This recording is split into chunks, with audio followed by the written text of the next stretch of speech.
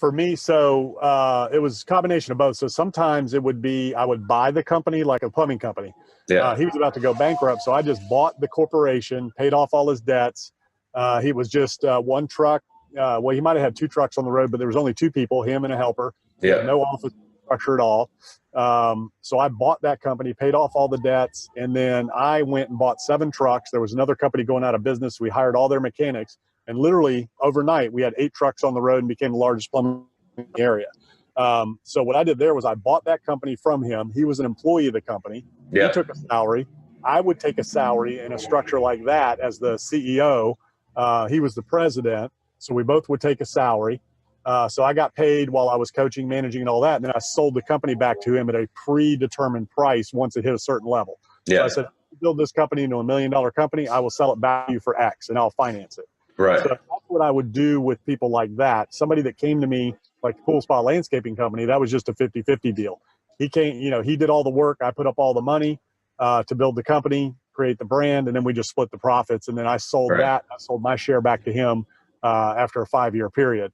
So any combination of those. And today what I do is I invest my intellectual capital, and I'm on the boards of several companies right now, to where I coach and mentor and help grow the business. I find and bring capital, to the venture once it gets to that point in exchange for equity. So that's kind of how I do it now. And I'm not really interested in really small businesses like that anymore. That's when I was younger and, I was doing a lot of different things. And, if this business made $100,000 a year, that was fine. Yeah. Now it's not really worth my time, energy, and effort. So I get involved in companies that have the ability to scale. So I'll take equity positions in exchange for intellectual capital and raising outside capital. Well, it used to be an Outback Steakhouse, and it's been out of business for a while. So the building's just kind of sitting there. A new steakhouse was built next door. So yeah, I'm looking at it. It was a restaurant, and I'm thinking it could be, medical office, dental, chiropractic, something like that. And it's vacant, and there's a chance to get it at a very good price. So what I'm looking at today for a building like that is to put a internet, insulated business in place, which is your core services. So the economy we live in today, we're in a consumption or service economy. So from an agrarian society to an industrial society to, the internet boom, now we are living on core services and consumption. That's what's driving this economy. We're not really creating anything.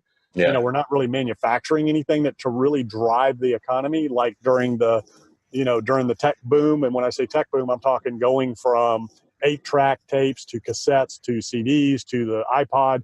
We've kind of maxed that out, right? There is no great technology boom that's really going to drive the economy like we've seen the last 20 years. So what's driving it now is core services and consumption. People need a place to live. They got to eat. They go to the doctor. They've got to get educated. They got to buy clothes. They got to put gas in the car. So those are your core services that you can't buy online 100%. You can't replace, especially medical, dental, chiropractic, professional services that can't work out of their house, and online. So those are the types of things I'm interested in. And when the economy tanks, and you have the little neighborhood strip centers like this building is surrounded by a neighborhood strip center. People are still going to get the coffee. They're still going to get their haircut. They're still going to get their nails done. You still got to get your dry cleaning done. And you're going to go out to eat at the fast food kind of places, right? The less expensive. So that type of stuff is going to survive any kind of an economic cycle, which we're in a boom. We're at the peak right now. We are waiting for a correction any day now. I know interest rates are low. They're going to keep getting lower, but at some point, all this is going to come home to roost. The real estate market's in a bubble right now that it's not going to be like 2009 necessarily because we don't have super hyper. But as you mentioned, you're in the DFW area, very competitive climate.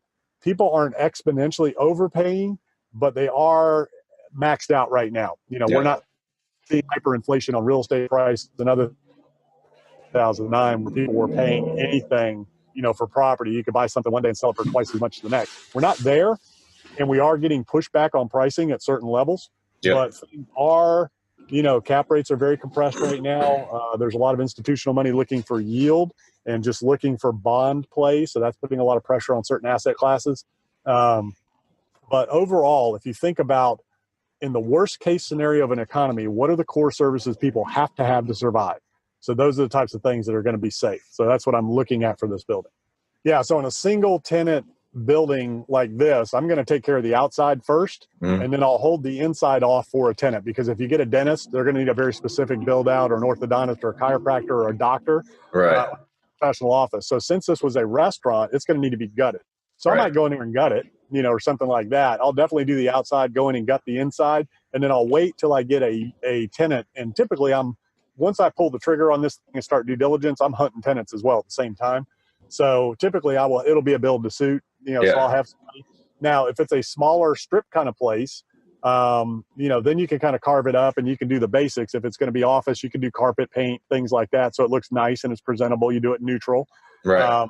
because you're going to get more value and you can ask more. If it's an old musty, office space and the carpet's moldy and the walls are messed up, people just aren't going to put a lot of value on that. Yeah. So it's just like flipping a house, right? You want it to present as good as it possibly can outside and in, if it's usable as is. If there's a significant repurpose or build out, then you want to make the outside appealing and you want to gut the inside so they can have vision.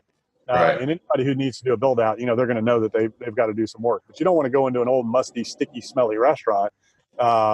Since I'm going to repurpose the building and not keep it as a restaurant, which is a strategic, because there's so many restaurants in our town, I don't feel like that's a good use for this building. And I feel like I'd have turnover trying to put another restaurant in there, if I buy this building. So, that's kind of how I approach that.